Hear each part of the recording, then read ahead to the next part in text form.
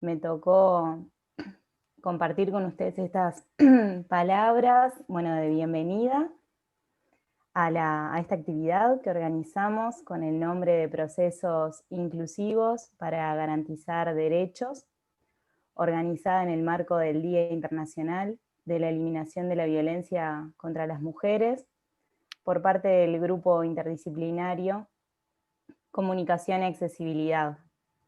Queremos agradecerles desde ya su participación. Sabemos que son semanas complejas, de muchas actividades. Y bueno, y como les decía Leticia recién, les pedimos que puedan indicar su nombre en su pantalla para poder facilitar la comunicación. Contamos con dos compañeras que están haciendo la interpretación en lengua de señas uruguaya de la actividad, por lo que les pedimos que sus intervenciones en el momento de panel, de cierre y de intercambio puedan ser en una velocidad acorde para facilitar el trabajo de las compañeras.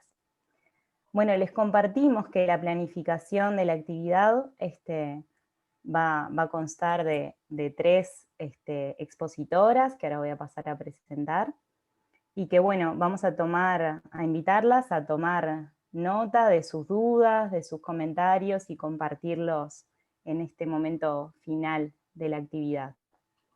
Bueno, para dar inicio también les queríamos compartir que el grupo interdisciplinario Comunicación y Accesibilidad nace el 17 de marzo, a unos días de decretarse la emergencia social y sanitaria en nuestro país, y nace con la intención de poder contribuir desde la Universidad de la República al acceso a la información de distintos colectivos, pero específicamente de la población en situación de discapacidad. El grupo está conformado por docentes, por egresados y egresadas, y por estudiantes de distintas facultades de la Universidad de la República. También participan del mismo docentes de la Universidad Católica del Uruguay y de la Universidad de Buenos Aires.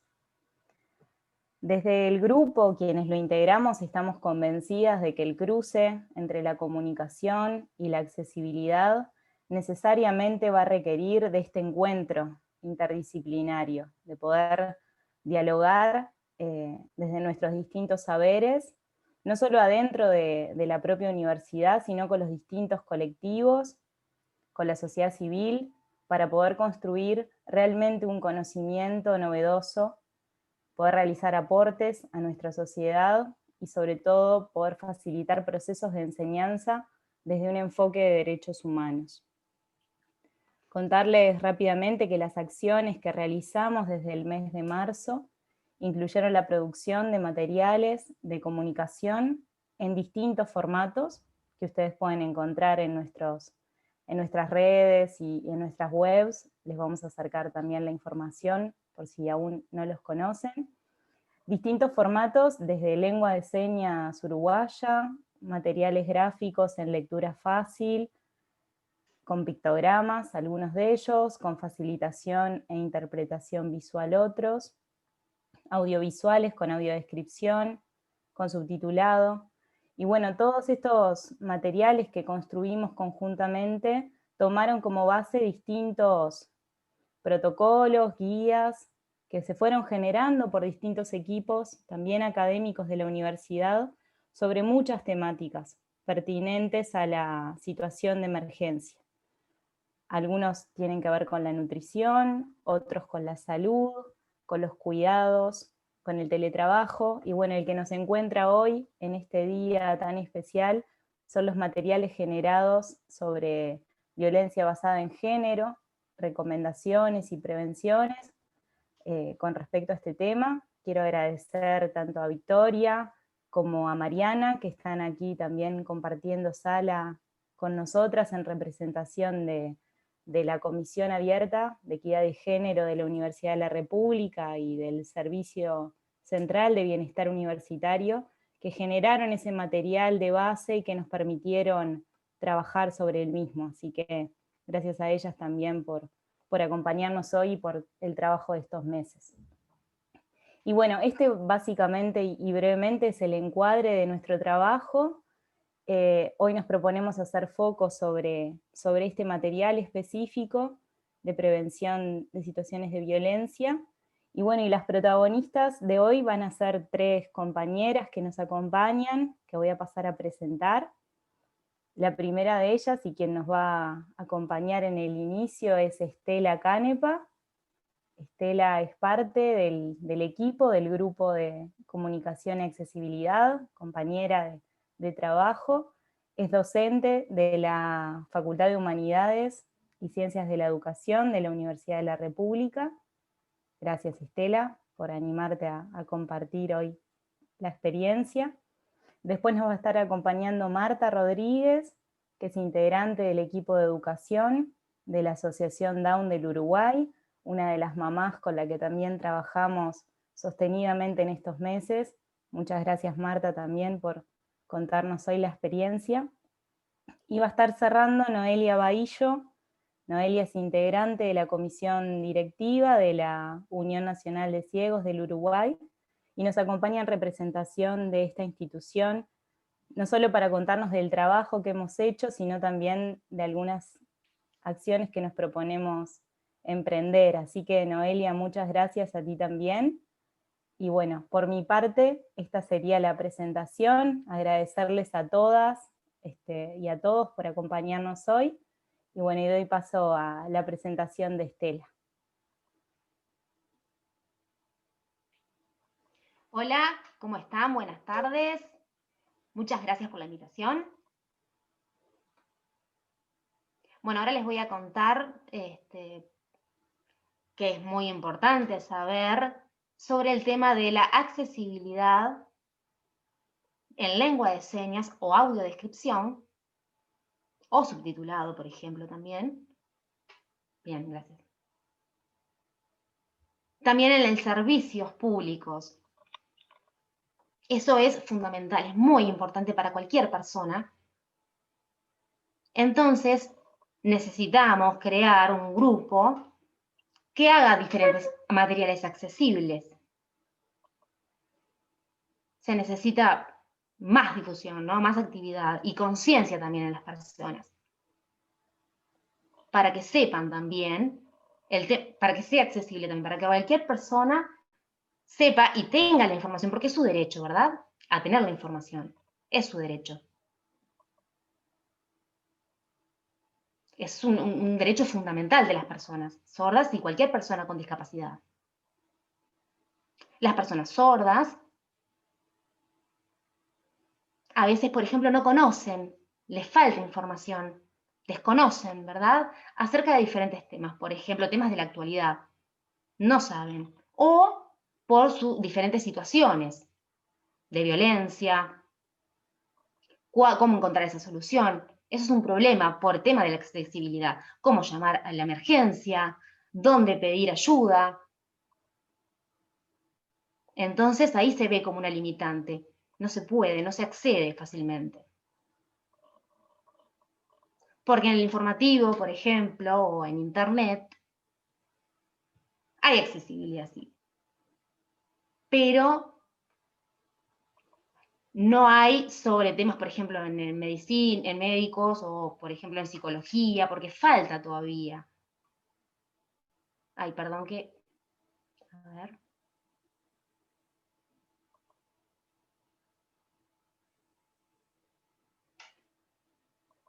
Es por el tema de internet, disculpe. Entonces, las personas no tienen información. No saben cómo encontrar una solución a las diferentes situaciones de vida. Desconocen, ¿verdad? No saben. Entonces, por eso es muy importante darles, dentro de la comunidad sorda también, que hay diferentes trabajos, por ejemplo, atender a todas las situaciones y contarles. Por ejemplo, si una persona sorda, a veces que está dentro de una situación de emergencia de salud, por ejemplo, o de salud pública, perdón, o si son víctimas de violencia. Pero las personas asumen que es normal esa situación. porque dicen que, bueno, la persona sorda piensa que bueno, es porque soy sorda, o es como que los oyentes piensan que, bueno, que les molesta, porque es sorda, entonces porque pregunta muchas veces, entonces eso genera situaciones de violencia, entonces no se dan cuenta que son víctimas de violencia. Entonces, por ejemplo, ¿no? Ahora, en el grupo que creamos, ¿no? De la facultad, vemos que es muy importante, por suerte, y que hemos hecho un buen equipo de trabajo también, para crear diversos materiales accesibles, ¿verdad? Dentro de la facultad, dentro de la universidad.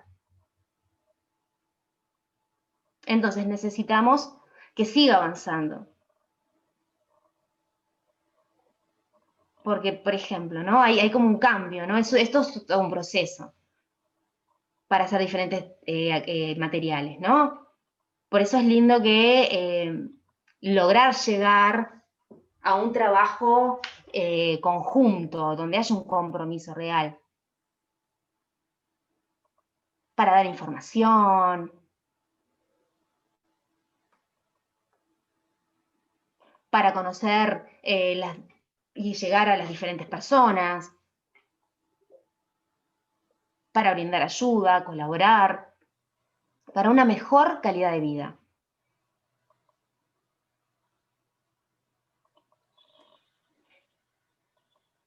Entonces también los materiales,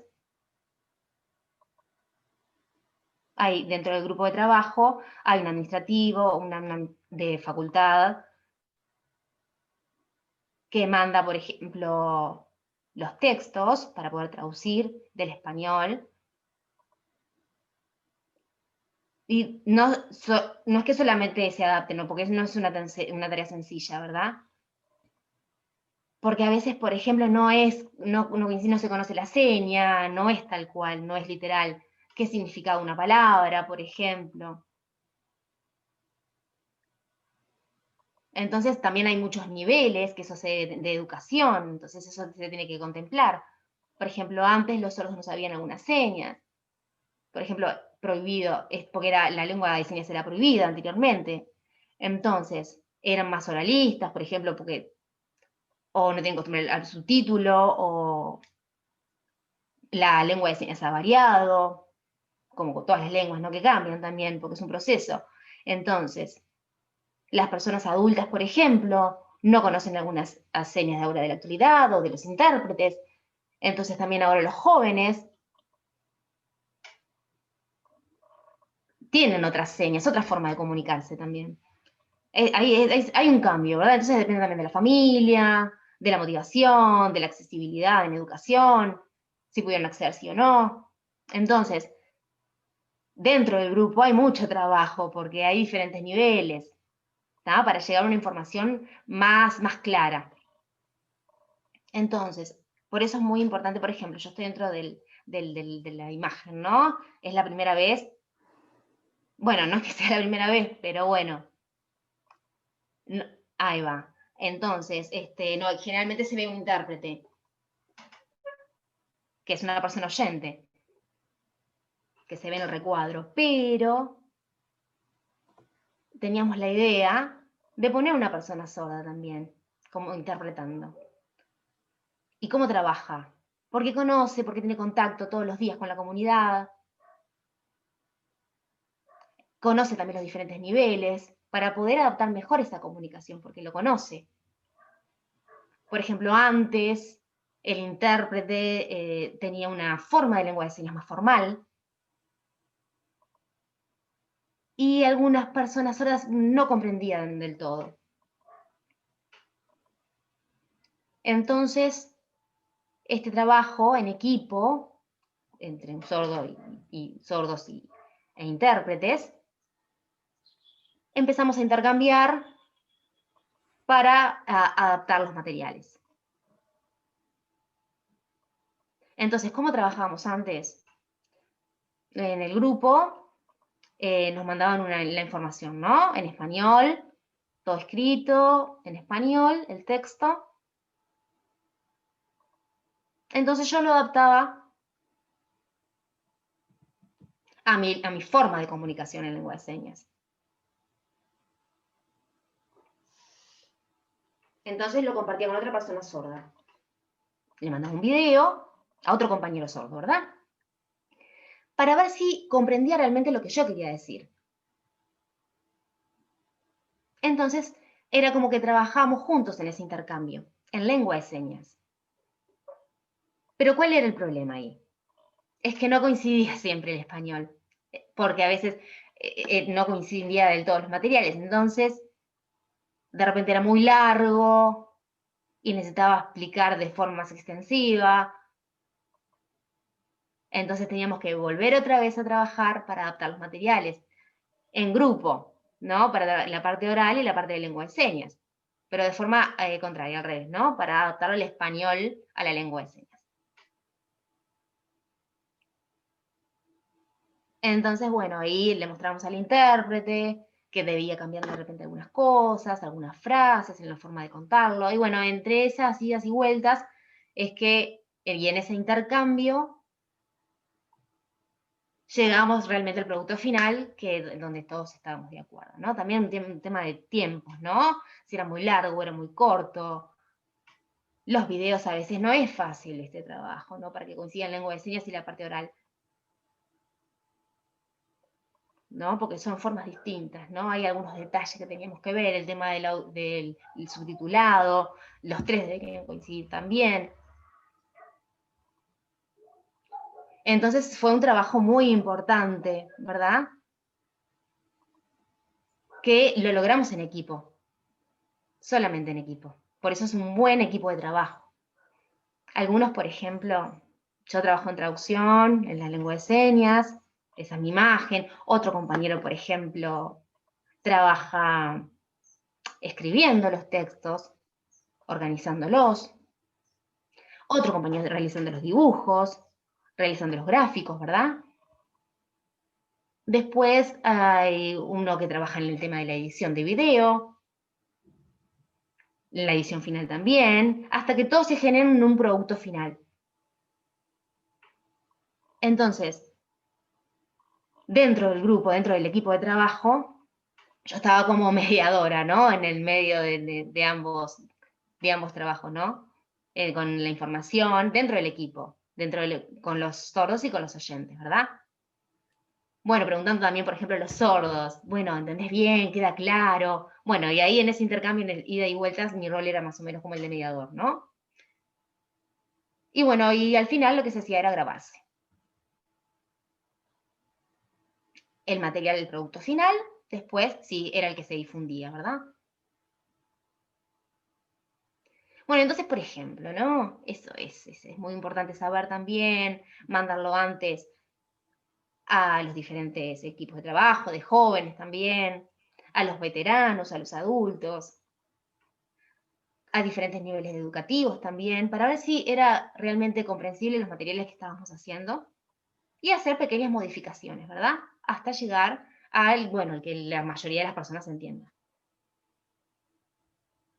El trabajo final sobre violencia fue muy importante también porque las personas sordas no desconocían, bueno, dónde llamar, cómo puedo buscar ayuda, cómo pedirla también, qué es lo que tengo que hacer, porque a veces está dentro de la familia, entonces, ¿qué es lo que debo hacer? Entonces, en el equipo de la facultad, por suerte, bueno, pudimos lograr llegar a un buen resultado y un buen equipo de trabajo. Bien. Muchas gracias, Estela.